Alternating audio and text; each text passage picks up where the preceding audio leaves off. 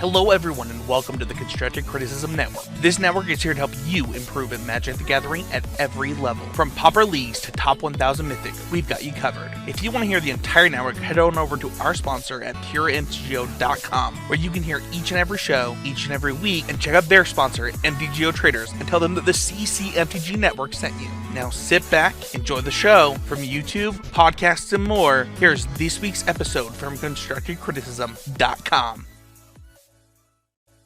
Hey everybody, Spencer here. Before the episode, I just want to let everybody know that we kind of talked about it during the show, but one of our editors actually had to go to the hospital, and our editing team has needed to quit for health, family, personal reasons. And first of all, we wish them the best. We loved what they were doing, but it also means that we're in a transition period. Due to my week this week, as I would be taking over editing responsibilities, I don't have as much time to edit as I am going to make for moving forward until we find a new one. So there are a little bit of sound issues, whether it's people muting their mics and kind of the mic catching that right as it happens, or the levels aren't exactly the same. I did my best to fix a lot of these issues, but they're still going to come up, and I just want to apologize in advance. I think this episode was fantastic. So was an amazing guest, but I wanted to let people know going into it that that's going to happen, and apologize because, you know, we had started to have this really good consistency from ourselves and our editor, and, you know, sometimes stuff comes up. But thank you everybody so much for listening, and I hope you really enjoy this episode of Constructive Criticism.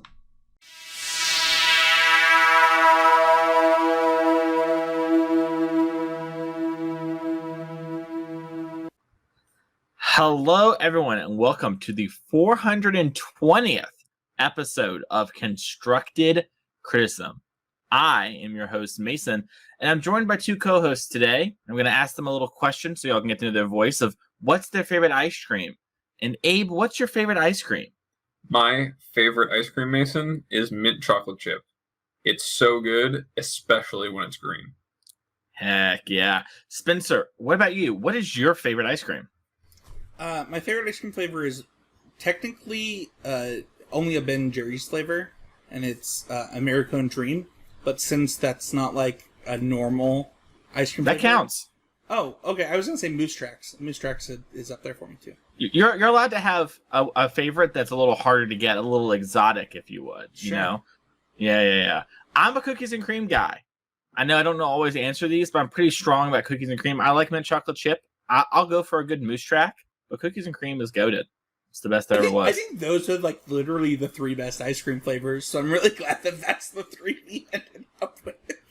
Hot take, no one's allowed to respond. Chocolate ice cream sucks. Let's move on to always improving, though, because that is the main topic of the show and the main points about getting better. We are going to have Malka, the father of Midrange, on here in just about 15 minutes to talk all about Midrange and kind of give you a breakdown of what Midrange is. We're kind of important in that and go over all that. It's going to be really exciting. But first, we have to do always improving. It's the main point of the show. And Spencer, you were out of the podcast. Let's just say out of town, but you're just out of the podcast last week. Took a week off.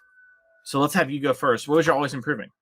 I have two, because I missed a week. The first one is the value of 3 Ys. We've talked about this really long time ago, like in the hundreds of episodes. But I had a player who's a Patreon of ours reach out to me kind of about some stuff, and I told him to use the 3 Ys. And actually, I'll just throw former co-host of the show, I love you, Trey, under the bus. Trey commented on a post of Mason's, where Mason promoted his article about Pioneer and like his power rankings shortly after we recorded our episode on it a few weeks ago. And Trey in the comments actually left a comment that was astounding to me. He left a comment about Greasefang being really good against spirits.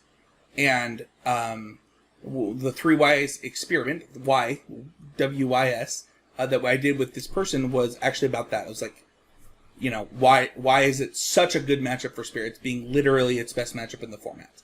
And we really got to talking about it, and afterwards, it reminded me of why the 3 Ys is important in getting to the answer of a question.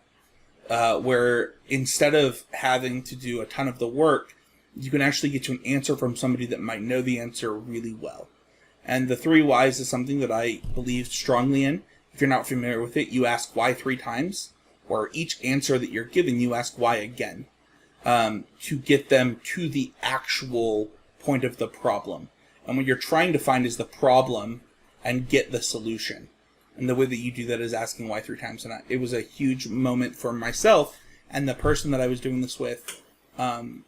They both gained an understanding of why Spirits is so favored against Greasefang, but also understood why the 3 Wise is so good at getting to what we always talk about on the show, right? The problem that's being presented to you in a matchup and understanding that matchup. I thought it was really important. The next one that I have is working with the Cut. That's the Constructive Criticism Utah team. And this week, Matt Kling played my list in the CC MTG Open. We got to talk about it quite a bit. I've gotten to change my list quite a bit from it. He was on Discord with me the entire time that he was playing and kind of talking about how his cards felt. We actually had a moment where I was like, I can't talk to you about this. Where like I wanted to say something that I couldn't say. And it was really fun. It was really cool to like listen to him play without being able to see his cards. And like really, I've never done that before. I don't know if you guys have ever done this where like you just hang out with your friends. It was kind of wild.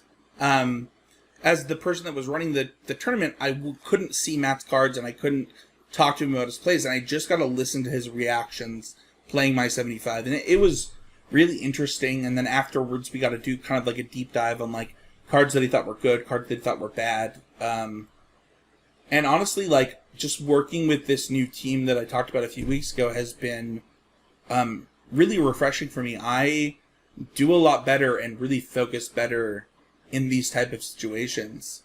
And I'm just really grateful for it. And I am narrowed down into 2 decks for my remaining Pioneer RCQs. Those 2 being Black Red Midrange and Green Red Ramp. So, what about you, Mason? What is your always improving moment?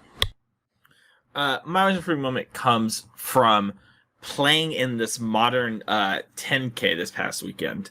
And so, I went and played one of the Card Monster games, 10Ks that they're starting up and doing over here in the South. And I was fortunate enough to top 8 the event, which was awesome.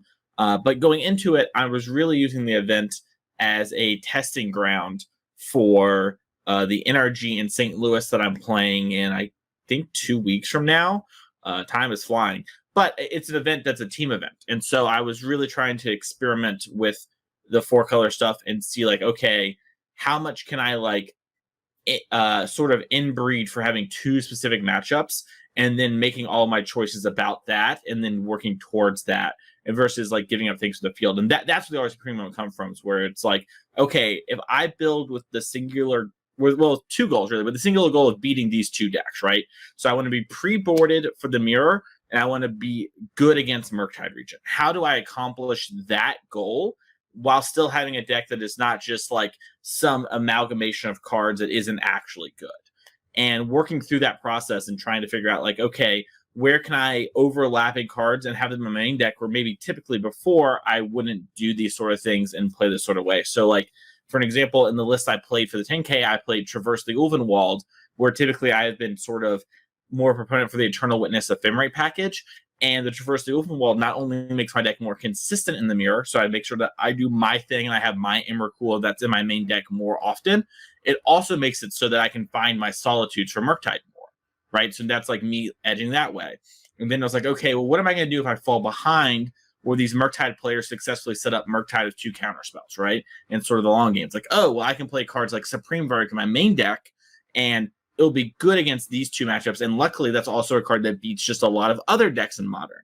And I made a bunch of decisions like that and really getting to work through that and trying to take what I expect to be as a much more narrow and refined field for a Modern tournament and try and implement it into action. And it was funny. I joked with my friend Ellison, who was going the car, that I would be extremely happy to min cash the Modern 10K, because I was like, I don't think I'll play that many mirrors or that many Murktides this weekend, because in real life tournaments, you just don't often play against those things. And, just such a much wider range of decks in Modern. And, that is what happened. I played 1 mirror match and I didn't play against any Murktide. They were there, I just didn't run into them, right? And that happens when you're in these singular tournaments versus a team tournament where people are much more likely to pick more competent decks or going to play the best thing they can get their hands on, because it's a team environment. They don't want to let their friends down, right?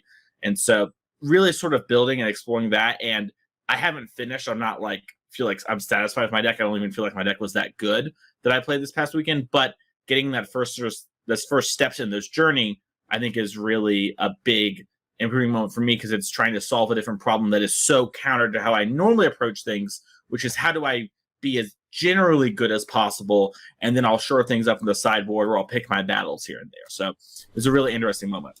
I really love that as like a different way to approach things. I do want to go back to something that you said, because that has been an interesting thing that has been an opposite experience for me in RCQs in Modern.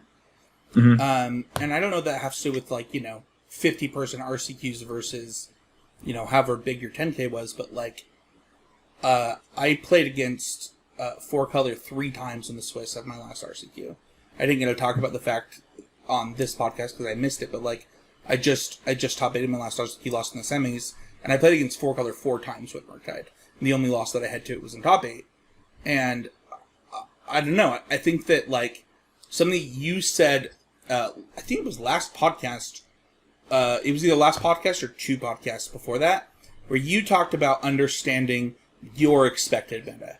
What do you think is going to happen? And I think that often people will think that Mason is giving you conflicting opinions. That's actually not what he's doing. He's telling you what to do in this situation versus that situation. Not a heuristic to follow all the time. And I think that often on podcasts you think that we're, contradicting ourselves. Mason, you're actually saying that in a really open field, X was better. Whereas when you could attack the meta, Y was better, right? Yeah, basically. So so my general stance is, and this is something that comes up in coaching a lot, is why play Eternal Witness and stuff over these other builds? And the general answer I have is that when you play in open tournaments, right, where there's a lot of people and it's Modern, there are going to be a lot of people on Murktide and 4-color and Hammer and the good decks, right, the top of the metagame. But there are going to be just a bunch of people who also show up with what they have, right? And I've played a lot of big Modern tournaments with 4-color. I've played the Vegas, which is essentially a Grand Prix. I've played a couple NRGs.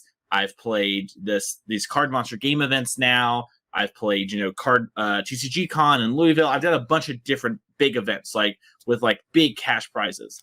And, my total number of games in the mirror is I think it's about 9 or 10, right? And obviously the deck's getting more popular as time goes on, but it's just, and when you go around and look at all of them, 4-color is showing up more and more and more, but it just shows that you're not guaranteed to play against it. And you can have experiences like Spencer, and I would argue that I'm probably on the lower end of expected things to play the mirror. I would say that I have a higher variance of not seeing it, but it's just a reminder, because I think people often think oh, when I go to big open tournaments, I'm always going to play against the best thing no matter what every round. And that's just not reality. People have different goals and different objectives, right? My round 2 opponent this last event literally said, oh, I kind of came to have fun today. There's someone who plays competitively, and so they brought affinity, whereas they maybe normally would play a different deck. And that was their goal for the weekend, was to have fun with the boys, and that's a great goal and a great thing to have, but it just shows how even people who play competitively sometimes don't have the same goals as other people. And, I'm sure we'll have Soul talk about this later on the show, but you might just prefer playing a certain style of deck over some other style. And so you're just going to play that style, and that's okay. And so, that is all to say that's for bigger fields. So I feel in team events often, especially as shown in the energies, especially in the later rounds, the elimination rounds, that the better decks really are the things that get played in Modern. And Modern specifically is a lot of 4-color and Murktide in those events. And I expect that to hold true for the coming event. And so I'm trying to build a deck that is better in that sort of field, because that's the tournament I'm playing. And I build my decks for the tournaments I'm playing. So my deck lists, I feel are often very bad for Moto, because Moto has a lot more decks that attack 4-color because it's easy to get those things. Whereas in real life, people just aren't going to play Belcher and Calibrated Blast in person at nearly the same rate that they will online. It's just, A, you have to buy those cards, and B, you have to spend your whole day doing that. And the same logic that holds true for me about not playing 4-color holds true for them about getting paired into 4-color. So a lot of long-winded thing there, but to try and establish what we are talking about here, but that is sort of where we are, where it's like I'm giving you advice in these kind of examples, and then you can extrapolate them, and your events might be different, and that's okay. And it's cool to like diverge, but knowing why you're doing things matters. I think it's really important to touch on this, because I think that it's something that definitely, Mason, you and I have talked about it, and I know that like it happens where people kind of feel like they come away from things that we say on the show feeling like we might have contradicted ourselves by having two different conclusions from what looks like the same set of information. But the information isn't the same, like Mason was saying, when you look at tournaments of different sizes or team tournaments, or even things like, for me, right, like when I'm playing at my local store, I know what people are going to be playing for the most part. I know what it is I need to be prepared for when I'm building my Hammer Time deck. But what we're really trying to give you with those examples is always an insight into the process. And the process is what is not changing when we're giving you those examples, right? The way we're thinking about things and coming to those conclusions isn't changing. And that's the thing you should seek to emulate, not necessarily pull a heuristic out. So if you're someone who finds yourself feeling sometimes like it's confused, think about how we got there more than what the answer we got to is. Yeah, to like use the like teach you how to fish thing. I'm trying to show you how to like put the bait on the hook and cast the line. I'm not trying to show you here's my salmon. It's like why I didn't go on about like how I top eighted the event and like crushed a bunch of decks to do it. Like I could tell you that. I could tell you how bad Rhinos is for like the 19th week in a row and how I farmed it to make top 8. But I'm not going to. I'm going to show you how to. But it is so bad, Mason. It is so bad. Anyways, Abe, how are you doing? How did you always improve this week? Hopefully, it involves some rhinoceros beating. It has nothing to do with beating rhinoceroses unless Jarvis U is rhinoceros, because are they rhinoceroses or rhinoceri? That is a question for another podcast, I think.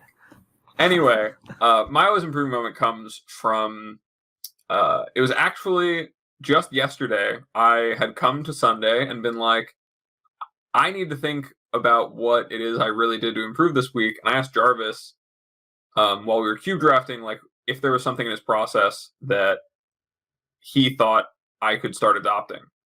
And, what he fired back with immediately was just like, how do you feel about the last 5 decks you've played? Do you think that you played the right deck in the last 5 tournaments you played? And I was like, I haven't thought about that in a while. And, as soon as he said that, I just, like, internally was just thinking about, is Hammer Time the right place for me to be in Modern? Even though I feel like I play the deck really, really well, it is kind of behind to a degree against 4-color, which is a deck that is so prevalent towards the top tables, even of my local events where I know the metagame, there's not that many. There's an RCQ over the weekend that was just won by 4-color, and the top 8 had not only 4-color, but it had copies of Yawgmoth and, another 4-color variant. I think it was the combo variant. Like, there are just a lot of matchups where, sure, I can win them with Hammer, but am I playing the right deck for the events I'm playing? And so actually, to act upon this, I reached out to Mason last night to kind of talk about what I can start doing to learn decks, expand my range, to have good 4-color matchups for the tournaments where I feel like they're just going to be a deck I have to beat across the finish line. And so really having a moment to get even more for the podcast out of Jarvis, even though he was last week's guest, not this week's guest, was my always improved moment. And I'm looking forward to putting some more time over the next couple weeks into finding the right audible for me when I feel like 4-color is more of my problem than Murkside. I won't go into it, but my always improving moment overall would have actually been one that I applied to Smash because of your guys' podcast with Jarvis. So I will just say that, like, if you haven't listened to that episode, I applied something that Jarvis said very deeply to Super Smash Brothers, and that was playing a matchup from both sides. I played a lot of Incineroar this week in Smash, and it is so crazy how many nuggets Jarvis gave you to. it was one of the best episodes of CCMTG ever. I still have a sore throat today. Like, I was so sad to miss it because I have watched Jarvis's stream for a long time. Yeah, that is, and the advice that he gave you, Abe, as you said that, like, my brain exploded. I was like, yeah, did I do that? Like, if you played 4-color like me, baby, you've been like, yes, sir, Jarvis, next advice. so many times. Anyways, was probably better. In La La Land, but we can go over to patreon.com where you can support the show and be a patron of the show. The show will always be free, but if you want to support the show, go to patreon.com/ccmtg. And one of the benefits of joining it is you get to join the Discord, which is cool, ask questions like for our special guest Soul Malka here in a second, and you get your shout out on the show when you sign up. Folks, Scott, Evan, Chris, thank you so much for supporting the show over at patreon.com. And Spencer, I think we have some housekeeping about the CCMTG Open for you to cover. Yeah, if you didn't see it, first of all, I'm sorry. I started top 8. I was supposed to record so that I could do coverage with Mason. It's totally my bad. I did not record. And it was too late. They had already started. I wasn't going to go back. But I do want to just thank a couple people. One, we had the patrons of Scott, who Mason just shouted out, Adrian and Joshua, who all voted. I actually gave them the vote, and I already said this on Twitter, but it actually is insane to me how cool our patrons are, that I was like, hey, because we only have, I think we had 16 or 14 or 16 players, somewhere in there, I was like, instead of increasing the prize pool for you three, which is basically who it would increase it for, how would you feel if I refunded everyone? And not just you three? And they all said refund everybody. And I just think that that's goes to show, like, the goal of this tournament series, right? Which is to just help people be always improving. Man, I might cry. I actually was so proud of our patrons. It, like, wasn't even a question for them. Like, do we still get the 500 that's guaranteed? The answer was yes. They're like, yeah, just give everybody their money back. Like, let's go. And I loved it. The second is, like, our winner, who was Mike. He had already won an RCQ in Colorado.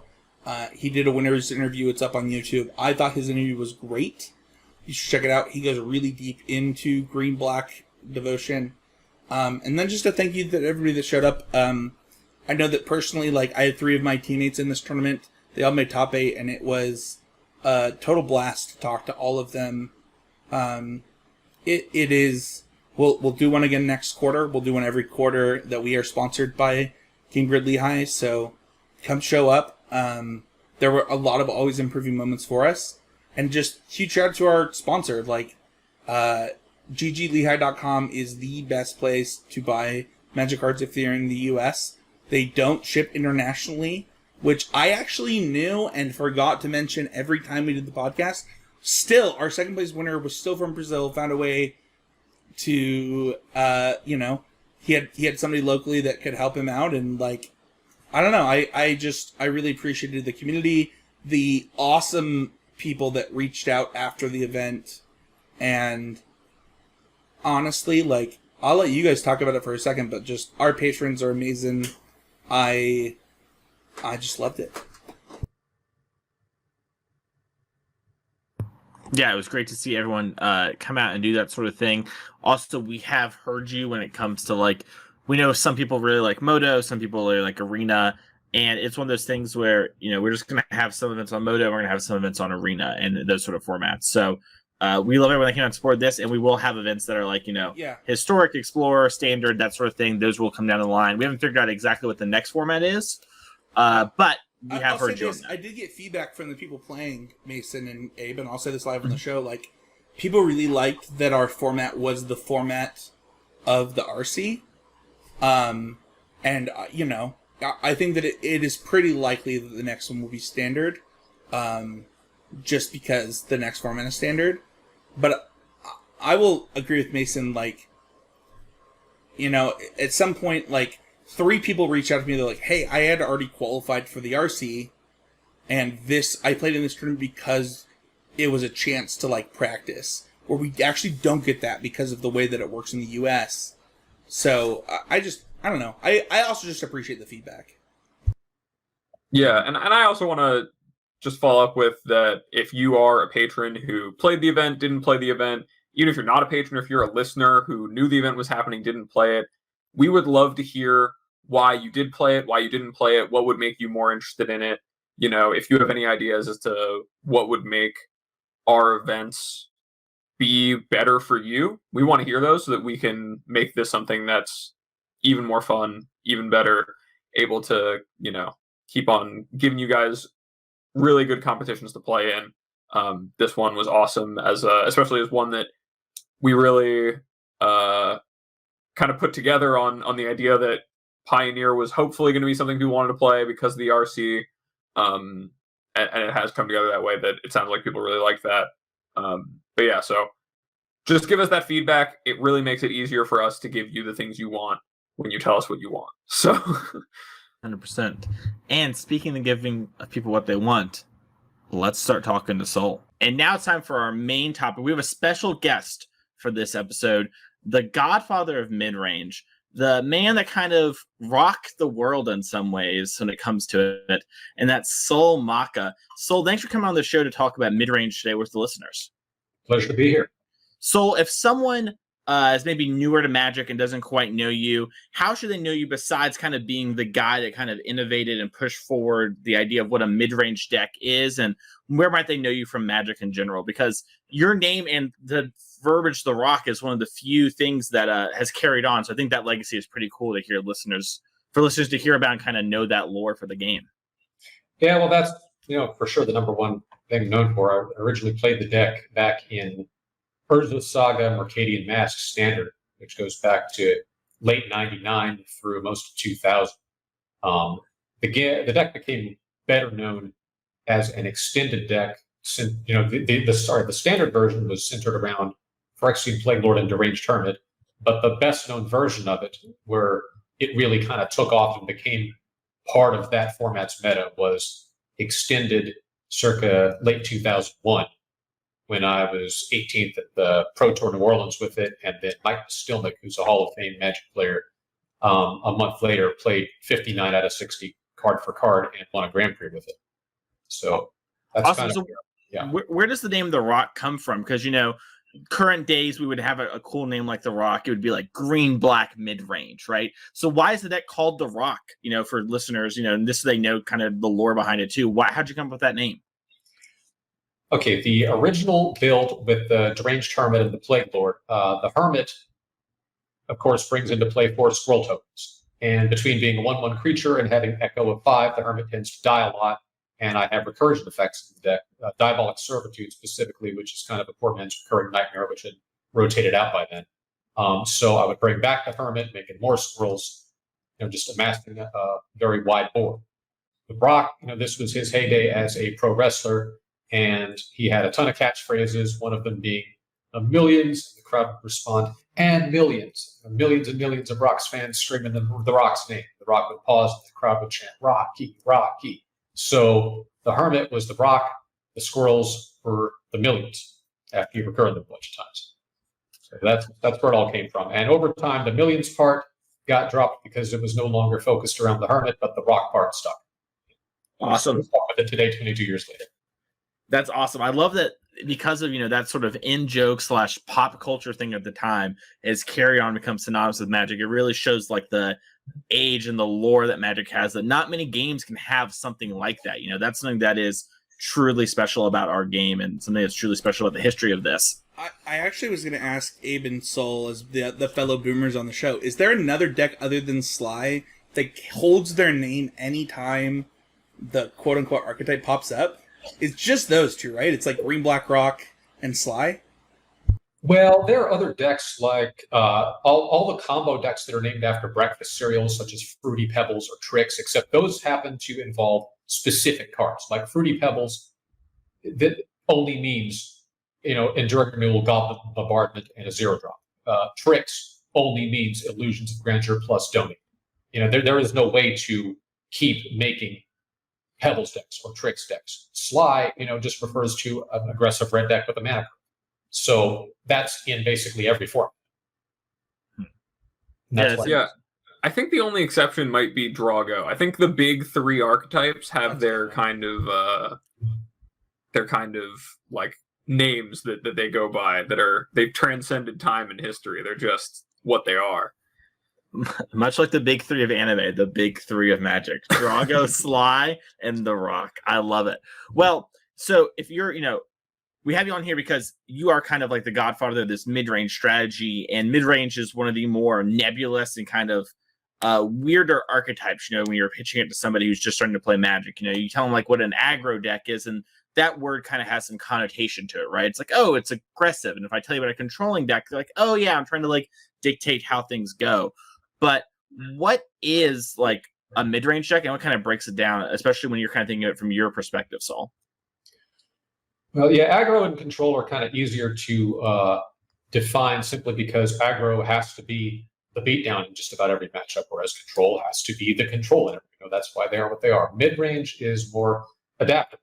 Sometimes you'll have to be the beatdown, sometimes you'll have to be the control in a given matchup. And even within the same matchup, there might be moments where you have to pivot.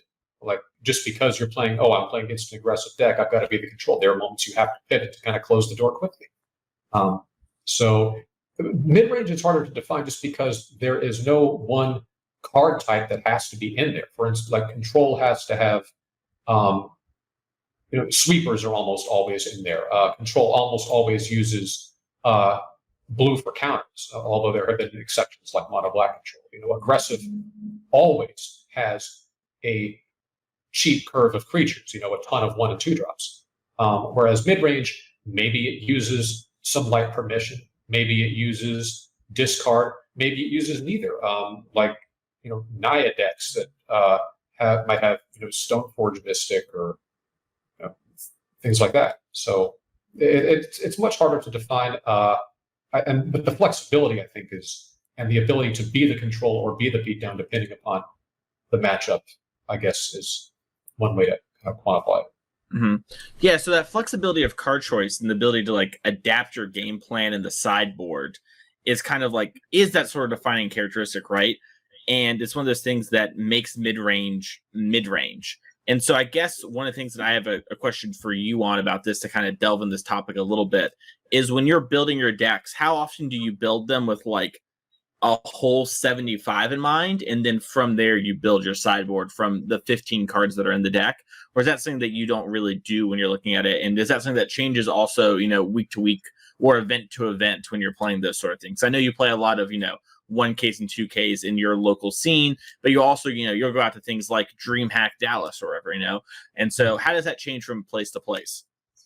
Well, a lot of my building has to, if I want to play mid-range, that's what I tend to gravitate to the most. I still want to try to build around whatever happens to be the most powerful card at the time. For instance, with DreamHack Dallas, I built around Ren 6. I have 4 copies of it because I think it's the best mid-range card and in the short list of the very best cards in the format. And you can see that in the build, which, I don't use Blackleaf Cliffs, which is almost sacrosanct Jund decks for a long time. I had 10 fetch lands. It's just fetches, fetchables, sagas, and Besagians.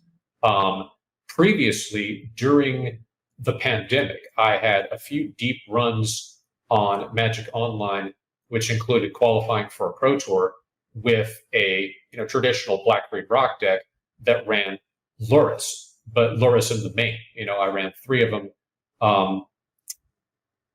And yeah, because I thought Luris was, basically the best mid-range card. So it's really just finding whatever's the best card and kind of building around that. Interesting. Spencer, you seems like you want to ask Soul something about this. I'm kind of curious to hear your thoughts on all this. You're like my spirit animal, dude. I don't really know what to say here. I know that for me, like looking at your deck when for DreamHack, for example, I was like, this is hot. Like this is a lot of thought clearly goes into this, and it also comes with experience, right? Like so much of that what happens when you're picking cards for a mid-range deck is both understanding what you're building around, or like what do you think the pivotal part of your deck is, and then what are you trying to beat across from that, right? And one of my questions for you is like, as a person that considers themselves almost a deck builder first, how hard is it not to go with what you're just saying, right? Like, I'm a classic, like, Jund player or, a ramp player. But I'm kind of curious how you don't gravitate towards something like Murktide, which kind of plays that Jund role in that same format, where it actually has a kind of similar game plan to something like Classic Jund. I think it's just a matter of style preferences. Discard has been a staple of the way I like to play mid-range, going back to the original Rockin' His Millions deck, which, the Hermit Plaguelord deck had 4 Duress straight in. And even when I played Survival of the Fittest decks, when they were legal and extended, and when they were in standard alongside Urza Saga, I had 4 Duress. So I just prefer that way to control and disrupt what the opponent's doing as opposed to permission. It doesn't mean one's for sure better than the other. It's just a stylistic preference. I mean, Murktide is clearly a very good deck. It's probably more consistent than what I play just because you see so much of the deck, and it has a top-end threat that closes the game very quickly and is very difficult to remove, playing around most of the usual removal in the format right now. So yeah, it has a lot going for it. It's just a matter of personal preference. When playing Magic, I think that's something that doesn't get talked about or brought up enough, right, is preference. And this is something that we mentioned here on the podcast some, and I try and tell people a lot when they're asking me, like, well, like, what do you think about these last 2 sideboard slots, right? And it's like, sometimes having like a preference in the way you want to play the games or approach the games does matter. And sometimes that's as small as, like, you're playing Unlicensed Hearse versus Rest in Peace in your sideboard, right? Or it can be as big as something like Soul's Talking here. It's like, yeah, I'm going to play like discard spells and these sort of cards instead of counter spells, right? Do you find yourself willing to kind of break that dynamic sometimes, or do you kind of just prefer to play the way that you like to with discard spells, or is it a thing that you're always kind of open to changing?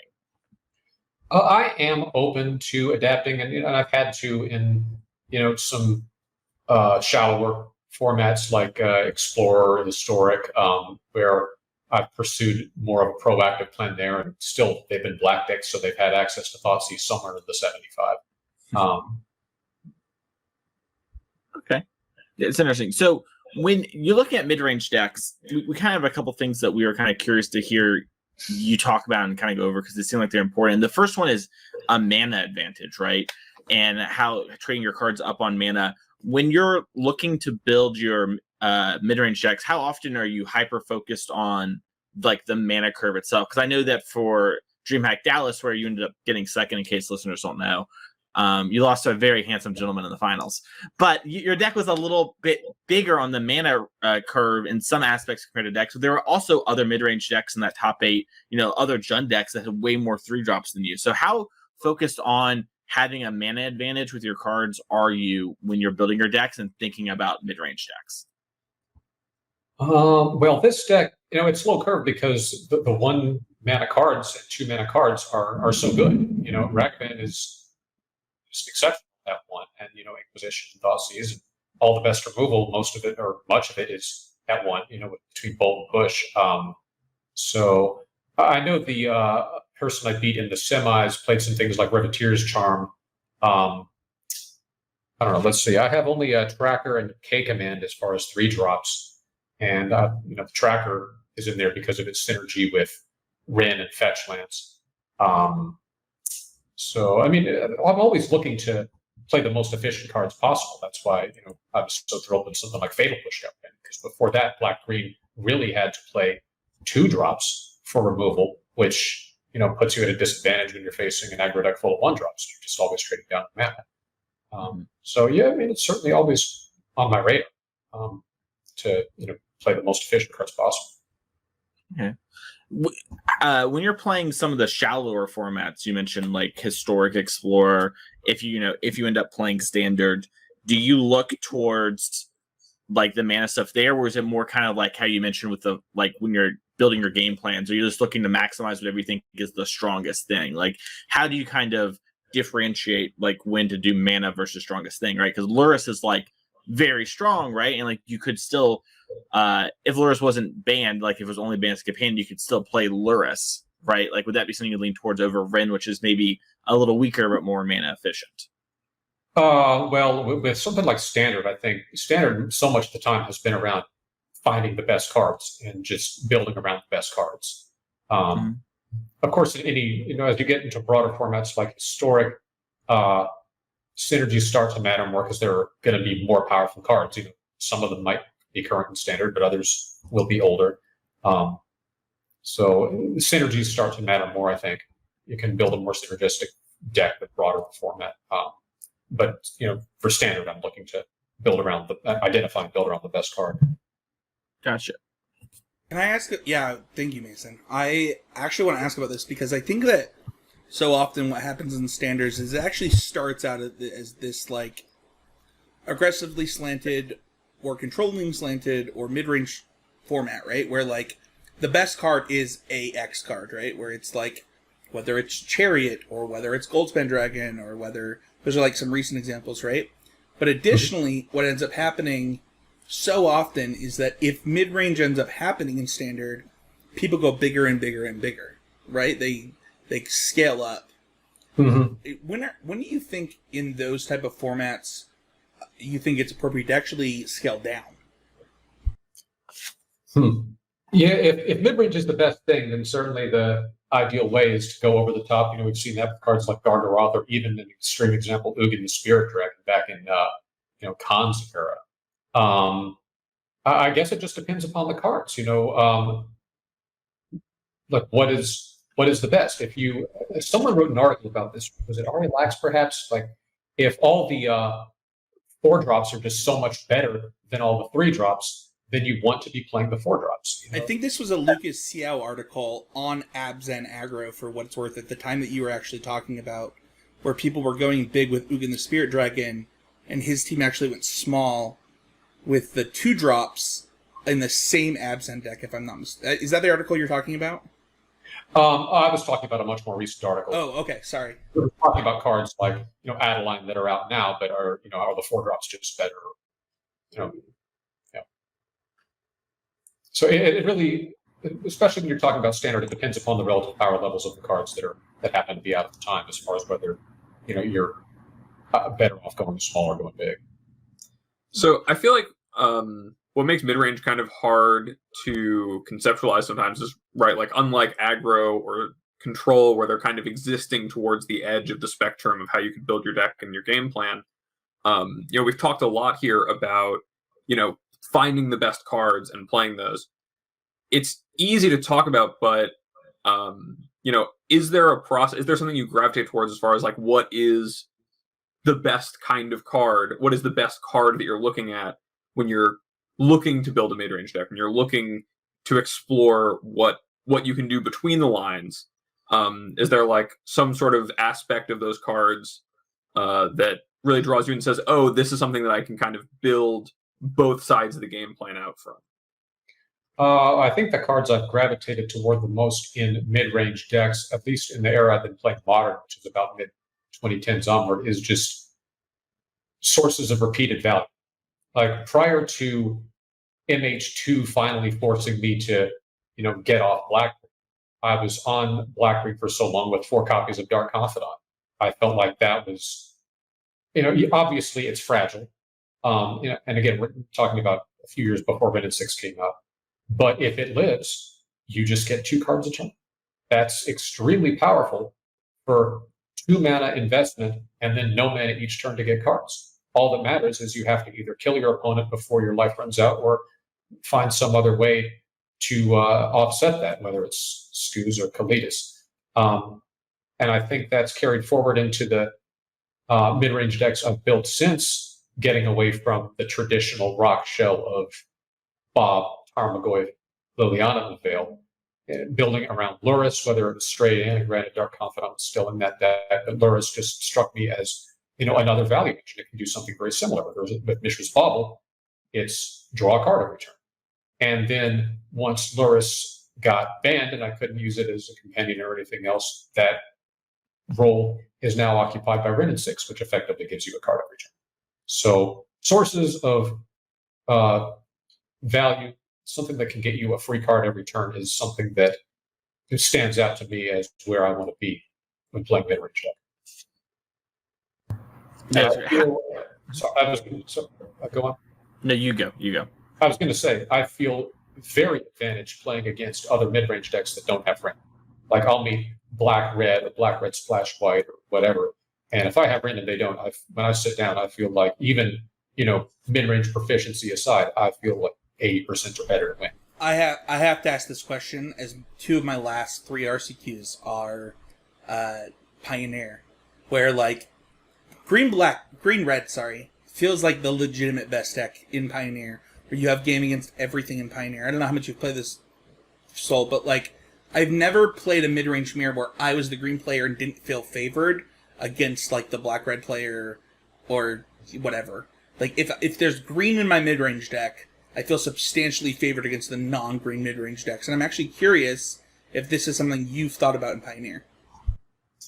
When I I played Pioneer heavily when it was introduced late 2019 into the pandemic shutting down everything and essentially killing Pioneer for a year and a half. I was playing black-green. I built around Traverse the Olenwald. I had, trackers and scoozes and a lot of the tools you'd expect. Looking at Pioneer now, if I think to brew around whatever black-green cards, it just feels like right now red has stronger tools to offer than green does. And that's specifically 2 cards, Bone Crusher Giant and Fable of the Mirror Break. It just seems like better than whatever you could be doing in a green-based mid-range deck, because one is a 2-for-1 or just a very efficient 3-drop. The other is a pair of 2/2s with some filtering, which is super important in mid-range because one of the biggest downsides to mid-range is having the wrong tools for the job. And Fable of the Mirror Breaker, besides giving you raw card advantage and a pair of 2/2s for a total investment of 3 mana, also filters away the wrong cards. So right now, I would, if you're going to play mid-range in Pioneer, don't beat yourself up trying to make a green deck work. Just play black-red. If you are insisting on playing green to try to beat the black-red decks, Elder Gargaroth might be one of the best tools, because it feels like there aren't a whole lot of ways to kill that in red-black right now. But your best bet is probably just to go black.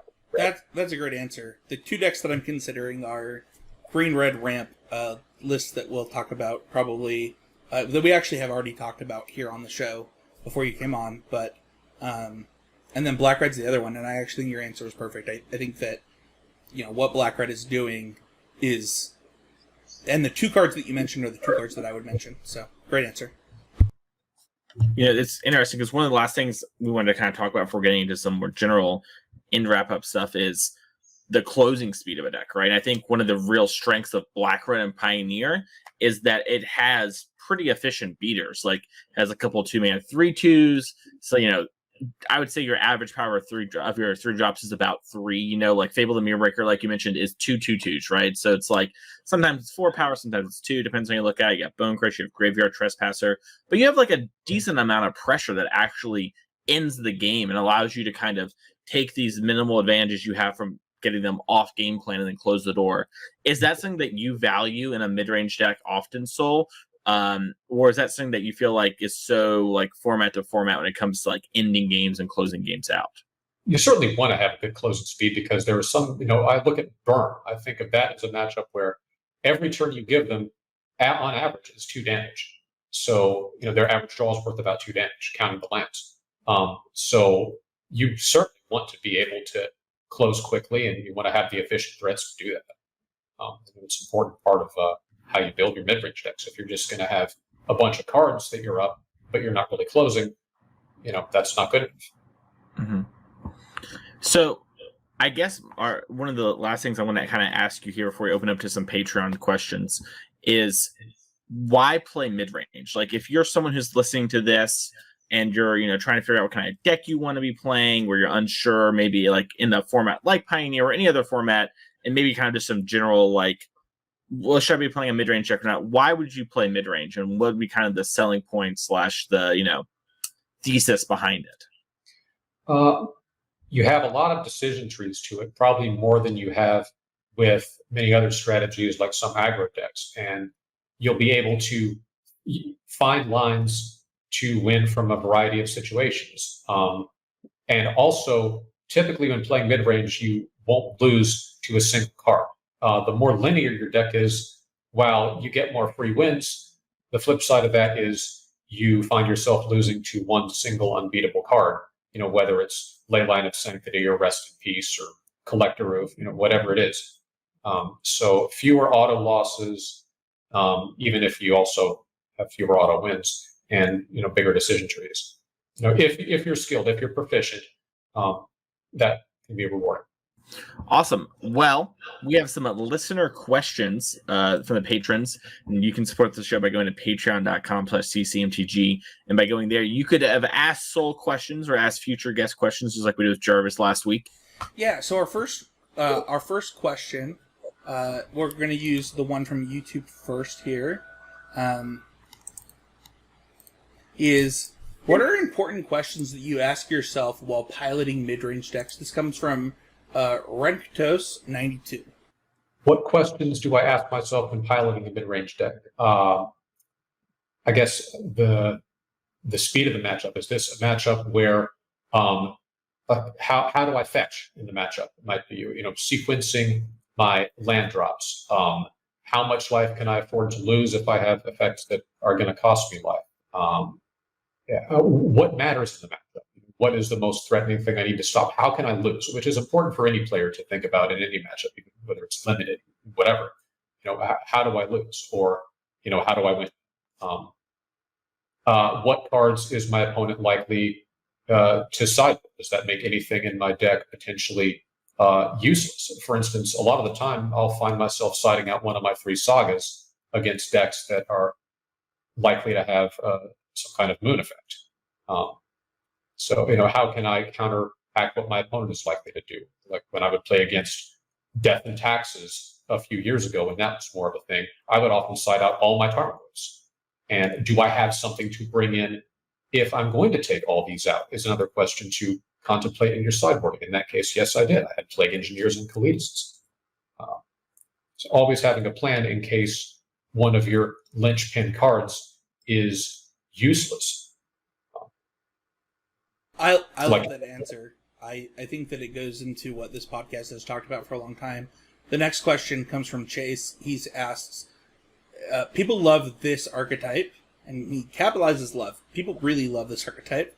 And they try to make some variation of it work in every format. Why do you think it resonates so deeply with so many people? And I actually want to add to this question.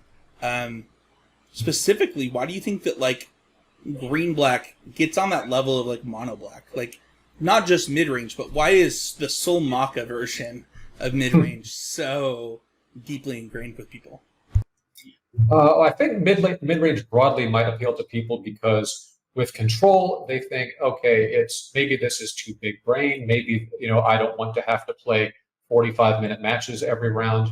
Whereas with aggro, maybe they feel like, once you've played a certain number of games with the deck, you're bored because all the games look the same. Whereas with mid-range, you get variety, you have some potential for quick wins, but you also have, your longer decision tree kind of games. As far as why black, green, I think those colors just happen to do mid-range very well. If you look at signpost uncommons and draft archetypes, green-black is almost always planted somewhere in the middle. It's never the most aggressive deck. Sometimes that'll be, black, red, it's been black, red, it's been red, white. It's never been the black, green deck, but black, green has also never been the slowest in draft. Mid is just what black, green does best based on, what the color pie says those colors do. I want to add to what you just said and also ask an additional question. Abe and Mason and I have a long time. We've done. This is the third macro archetype episode.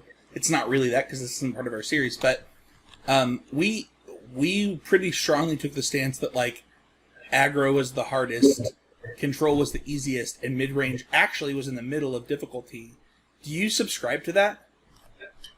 I think there are certainly percentage points. A lot of percentage points to be gained with aggro. Yeah, sure. With aggro, newer or intermediate player can play it with enough proficiency to maybe make a deep run, whereas a true master, like say Patrick Sullivan with red aggro, can eke out those advantages. Look no further than the famous Ross Marion top 8 clip from an SCG.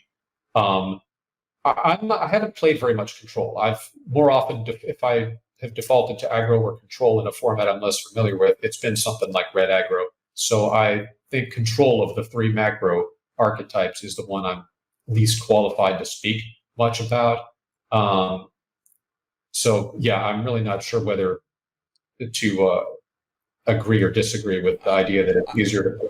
I think that your first part of your answer was exactly what we needed to hear, because I think that so often people just assume aggro is easy because players can win with it by taking aggressive lines, but I do think that what you said is true. The next question that we have is, how do you consistently do well in tournaments with decks that have fairly even matchup spreads? A lot of mid-range decks. Do you rely on your opponents drawing badly, dodging bad matchups, or just being the best player in the room? Obviously, that doesn't always work, right? Sometimes you lose to Mason Clark in the finals, but we want to hear about it. Well, he is an excellent player. That was certainly the matchup I most wanted to dodge. Whereas yesterday in my 5K, my first opponent presented Yorion. I'm like, today's not going to go my way, is it? I did beat them, but my next opponent presented Yorion as well, and I found myself 1-1, and it was an uphill battle. With mid-range, you're not as worried about dodging because you have a chance against almost everything. You don't have a lot of 80-20 matchups, but you don't have 20-80s. So just being among the better players in the room is part of it. Playing an archetype I'm more proficient with than anything else, means I'm going to be able to eke out more advantage with that kind of deck than I would with, another deck that I'm not as don't have as many reps with. So it's really a combination of just about all the things you just mentioned. I know that's maybe a cop-out answer, but it's still a great answer. Our last question is kind of a fun one. We answered this at the beginning of the podcast, but what's your favorite flavor of ice cream? I have not really thought about that much. I don't know, mint chocolate chip maybe. Let's go. It's a great answer. Let's go. It's got to be the green kind though, because then you've got the chips which are almost black and the ice cream. Can I ask? Yes, it has to be green. Do you have the mint creamies in where you're from? I don't know how far creamies go across the states. Do you have the mint creamy that's covered in that thin layer of chocolate? The what now? I've never heard of a mint cream. Oh my God. We don't have those on the East Coast. Okay, Yeah, I didn't think that they traveled that far, but I had to ask. Man, maybe I'm gonna have to buy some dry ice and send all 3 of you mint creamies. But it is the best way to eat mint ice cream by a substantial margin. Okay, that's something I've never heard of, so you'll have to shoot me a link or something. Well, when you're in Utah for the summit, there you go. You figure it out. If you're here, I'll buy you a pack of mint creamies. We can talk about mid-range and just green black rock mint cream. Oh man, we have to record a TikTok. So if you're here for MTG Summit, we can eat mint creamies and talk about. I might be too old for a TikTok, but we can. A podcast is about as far as Soul will go when it comes to technological advancement. He'll lurk in a Twitch chat. He'll be on a podcast, but anything more? Come on. Have some respect for the game. No, but Soul, it was great to have you on this episode. Thank you so much for taking some time to answer these questions and talk to listeners about this. I'm sure the listeners have got a bunch from it. I thought it was a really great interview, and thank you so much for taking the time, and we'll have to see you around. I know people will see you at DreamHack Dallas for sure, and you said you're going to go to Vegas and Summit as well, right? Yep, I will be at MTG Vegas. End of October. I will be 2 weeks later in Utah for Magic Summit. I'll be playing in the main event of each. I'll be playing in the modern beta qualifiers. And I'll be playing in the sealed for the Lotus. And then a week after that, Mason and I we'll see each other in the finals of DreamHack Atlanta. We're going to have to run it back. I've been doing pretty good these modern 10K, so we're going to have to show them how it goes. We run things kind of in the South, so you understand. Awesome. Well, thank you so much, Soul. And let's go into our Patreon question. All right. and then we get there. Straight up though, while you're here, I'd love to take you to dinner, Saul. Any food preference you have, I'll take you to the best place in Utah. So Awesome. that's where I'm from. So Yeah. yeah, I'll message you on Twitter. I've stopped recording for the editing, but dude, you were a great guest, and I really appreciate you coming on. Thank you. I really appreciate that. It's been a blast talking with you all, and I hope everyone watching enjoyed it. Yeah. You did a great job. Thank you so much, Saul. I'll make sure to see you around there, and you're going to have to come out to one of those card monsters in Chattanooga. They're going to come back, and I was talking to the guy, and he was saying, like, probably January, February, they're going to come back to Chattanooga and maybe even go a little deeper. So they might end up in Atlanta. Yeah, I absolutely will. I'll drive to Chattanooga. I'll drive to Knoxville. I hope the attendance this weekend doesn't deter them from trying again. But it was just a matter if there was a big event locally. So. No, but when I talked to the guy, he seemed pretty. He was like, "Yeah, we're gonna be willing to burn like $20,000 in the first couple of these, and just kind of like committed to trying to do something." So it seemed like they knew that it wasn't going to be great in Chattanooga, and it was just a little less than they were kind of hoping for. They were hoping I think he said he was hoping 50 more players came up from the Atlanta and surrounding areas, but honestly, not that bad, all things considered, since they didn't have much time to promote either. So I think a lot of people would have. There were 43 people in the Wasteland event. There were about 20 more qualified, and I'm guessing a handful of them might have actually been up there. But if not for that, I think many of those people would have driven 2 hours to play high stakes modern. Yeah, it was sweet. It was well run too. So awesome. Well, we'll let you go. Have a good night, Saul, and we'll see you around. Likewise. Yeah, thanks for coming on. Catch you later. It's so perfect, Spencer, that you said ice cream. You mentioned earlier in the show, because I was totally just going to steal Mikey's thing for the intro. I know, that's what I did. I knew what you were going to do. Hard read. Easiest hard read. Mute yourselves really quick. Let's take a restroom break, and I will put the be right back up for those on YouTube. This is good. I actually need to grab a little laundry out of the dryer. Yeah, I'll go use the restroom.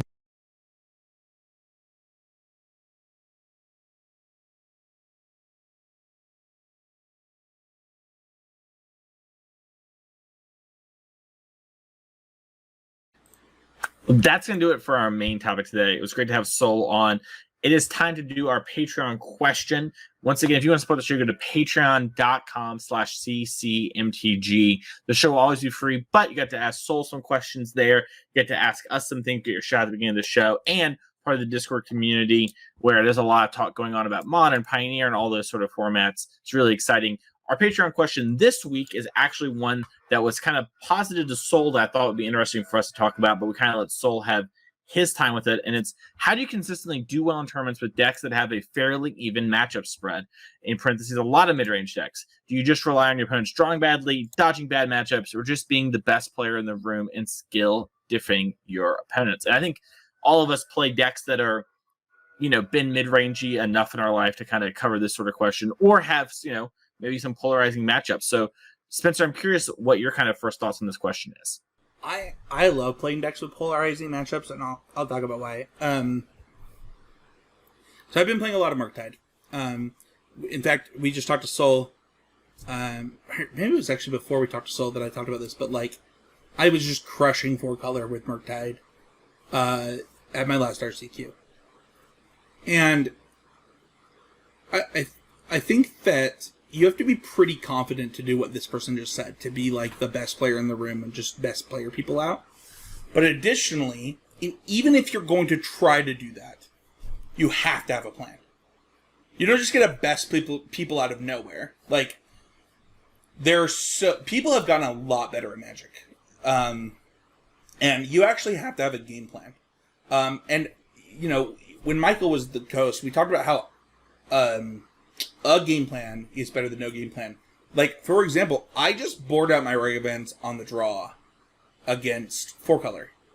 I think that we actually had a conversation, for example, on our team Discord this last week, where I was pretty opposed to how certain matchups were playing out in testing. I was like, I don't understand the point of having Regavan if you're not going to play it on 1 against 4-color on the draw. You just board it out. It just doesn't even seem good. like, and the reason that I believe that is actually a conversation that I think I've talked about it in our Patreon Discord of like, PvO, like, just make them have it. Like, they either have the Ren and 6 or they don't. But if they have it, like, when are you gonna get an attack with a Ragavan that's good? Because to me, I don't think it ever happens.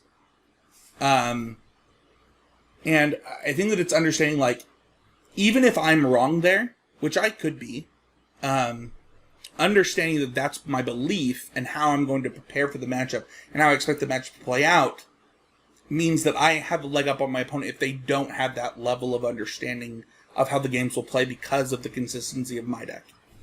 And I would say that that happens really often at the RCQ level, whereas at something like when I go to like Grand Prix or like 10K plus events, it's more about understanding the truth of the overall matchup. And, you know, I play a lot of decks, like a lot of ramp decks, where your matchups are super polarized, right? And so my sideboard has to be for specific things. And that's kind of my answer. I mean, ramp is a flavor of mid-range that we'll get into later in, like, the Archetype series. But that's kind of my answer. What about you, Abe? Yeah, so I'm going to agree with what Spencer's saying with a caveat. Because where I agree with Spencer is that in the short of it, I do play mid-range to, in some way, player diff my opponent from a conceptual level. Like, if I'm choosing to sign up with a deck that is really, really close in a lot of matchups, it's because I think that I am more often than my opponent, by a substantial margin, going to be able to use the context of the game and the cards in my deck to make those percentage points fall in my favor. However, this is something I would only ever do and only really try to do in formats where my alternatives, the like counterfactuals to me saying I'm going to play the mid-range deck, all of my alternatives leave me with matchups that I'm not okay with having poor positioning. I'm not okay with the polarization in those matchups because I'm not sure I'm getting the benefit. I think my best spread is to actually be really tight and hope that, you know, my cards are lining up when I don't have the opportunity to create that edge by having a better understanding than my opponent, or making that those edges occur. Like a perfect example is right now is where in Pioneer I continue to play red-black because I think that I have a much better grasp on what's going on in the Pioneer format than most of my opponents, and I think that it lends itself to a lot more success with the deck. I think it's a prerequisite to succeeding with the deck.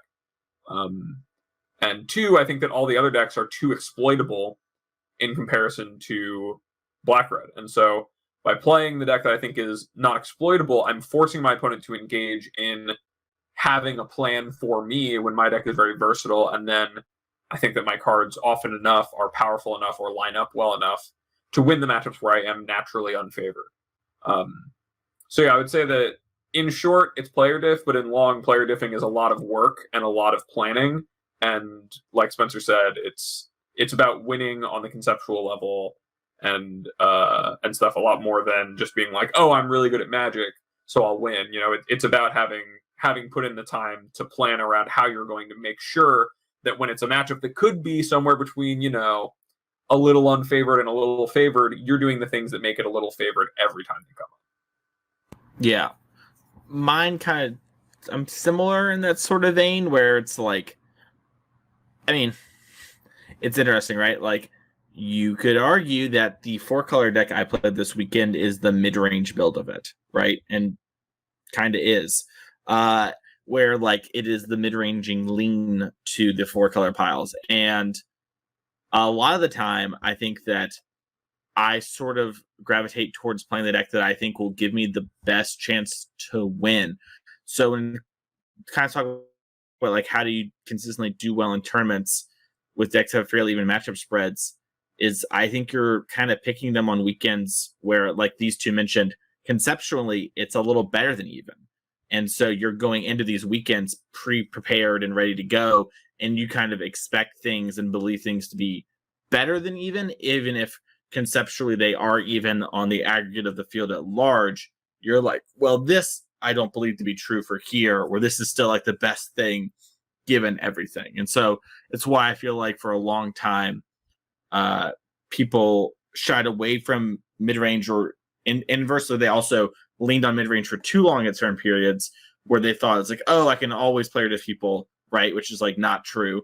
And they're like, oh, I can't, so I won't do this. When in reality, it's like you should be, if your goal is only winning, right? And we just had Soul come on. Soul talked about how Soul was like, yeah, I enjoy playing Thoughtseize, so I don't play Murktide. And Murktide is totally reasonable, but I like playing Thoughtseize. And it's like, yeah, like that's a reasonable thing to say. And like, if that is your goal, and one of the things that, you know, you really value is having fun, you can still do well and do those things. You just kind of accept a little bit of lost percentage points, even if it's just 1 or 2. And sometimes those things bite you in the butt, sometimes they don't. But you're often like, you're picking these mid-range decks because they are better than 50-50. And sometimes you get it right, sometimes you get it wrong on what you predict and what you think the metagame is going to be like. And that's okay. But you just, you know, don't hear about people and stuff where they pick it wrong when they play the mid-range decks, you know, because they're just not playing them all the time for the most part, you know. And Soul will even mention, you know, I've talked to Soul, you know, before and on DreamHack, where sometimes like it's just bad to be a mid-range player, you know, and things just go poorly. But it's fine, you know, those things happen. So, you know, it's kind of about picking your battles, I think. And it's why sometimes playing polarizing decks like Spencer mentioned is really good, because you get the better finishes, you know. To add on to what you just said, I do think that, like, you know, Matt in just our tournament, right? His first 2 rounds were against Black Red with my green red deck, right? He obliterated them. Like, it was everything that I have said that matchup is. Like, he even had people have Duress, Thoughtseize, Life Aims, I'm like, all of it. He's like, it didn't matter. And when you attack format, like, you expect then, Matt probably has like a really bad heroic matchup, or like a really bad humans matchup. And because of the way that happens. But then you have to decide, okay, do I then dedicate those RPG points that we talked about in previous episodes, right? In those sideboard slots to that, or do I do something else? And one of the things that you talked about with Soul in this episode, Mason, was kind of that versatility, right? Where like ramp decks, mid-range decks, rampy mid-range decks, aggressive mid-range decks, controlling mid-range decks, they have this like ebb and flow where they get to like find their spot. And when you get it wrong, you're going to do really bad. And when you get it right, you're going to do really good. And some of that comes down to RNG, right? Like, where it's actually not in your control if you hit that. I think Hammer, for what it's worth, is like the most mid-rangey aggressive deck I've ever seen. Where, like, it actually can be like a turn 2 deck or like a turn 12 deck. Like, it gets to grind you out for no freaking reason in some world. But if Hammer runs into, like, the wrong stuff, right? If it doesn't hit Murktide, for example, which is, like, almost a buy for the deck, you actually are you're kind of sad. So, I think that understanding, like, where you sit on the scale and where you want to be on that scale of mid-range is really important to this question. Yep. Super important. That's because Hammer Time is a Splinter Twin deck. But another way to get your question on the show is to go to YouTube.com and leave a comment on an episode, and then we will read it here. This comment, sometimes a question, but this one is, I love when Abe says hammer home as the Hammer Time guy. Thanks, Patty, for that one. Hammer Time, nice. Abe likes to hammer it home, sometimes likes to ham it up.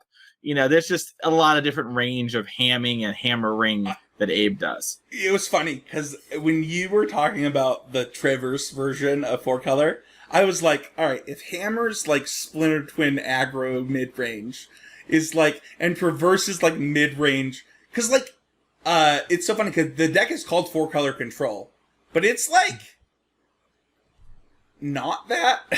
Like, the build I played this weekend is definitely not a control deck. Okay. I mean, like, sometimes you reach inevitability, but you actually don't have inevitability like you do with the Eternal Witness. That's And the it's thing, like- right? Is yeah. The E-Wit is like almost like control combo, and then like the Risen Reef deck is like mid-range combo. It's so weird because you're just playing an amalgamation of cards, right? So I'm kind of curious, if you were to hammer home Hammer Time, Abe, what is it? Oh, it's an aggressive deck with a combo, with a combo in it. Like Tarmo Twin. Like, no, not anything like Tarmo Twin. Not even close to Tarmo Twin. Some would say it's Don't exactly say like it's like Twin. Tarmo Twin. Are you sure about that? Yes. Okay.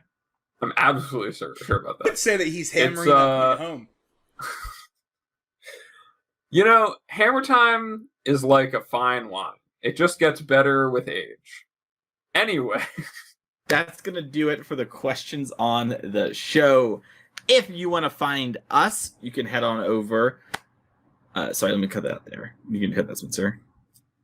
Anyways, that's going to do it for this week's episode. Make sure to check out the rest of the network. We have Common Knowledge, a Popper podcast, all about that. And we have Drafting Archetypes with Sam Black. You definitely want to check that out.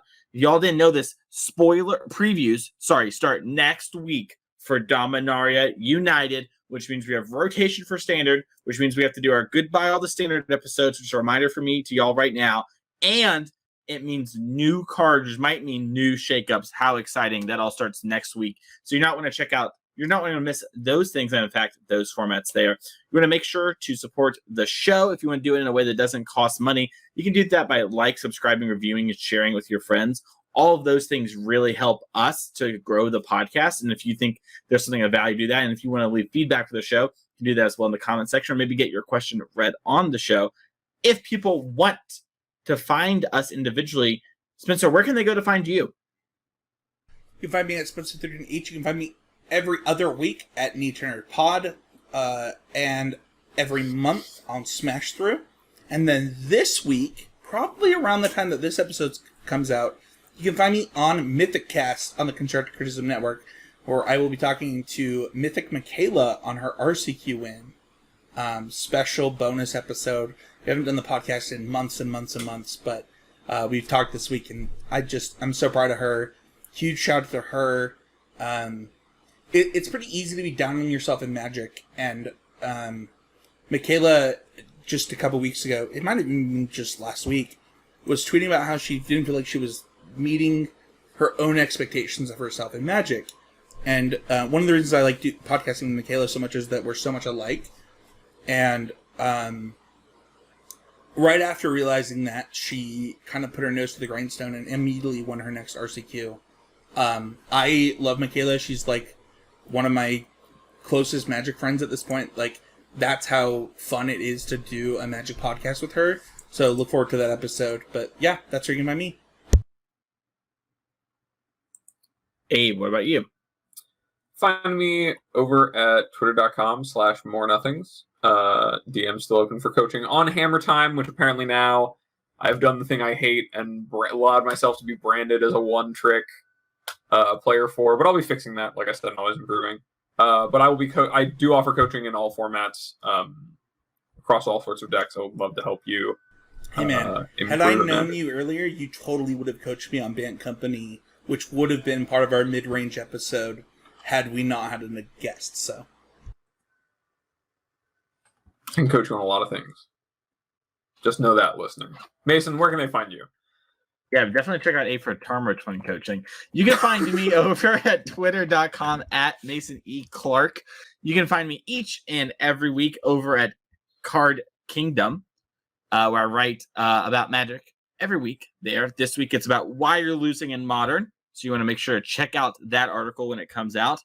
You can find me over at twitch.tv/TheMasonClark, and you can reach out for me for coaching and everything in between, from, you can do 4-color to general stuff. Happy to help. You reach out. We can see if we're a good fit via my email at masoneclark@gmail.com, or you can reach out to me via Twitter DMs or something, and I'll reply to you as soon as I see it. Thank you all so much for this special episode of Constructed Criticism. We'll see y'all next week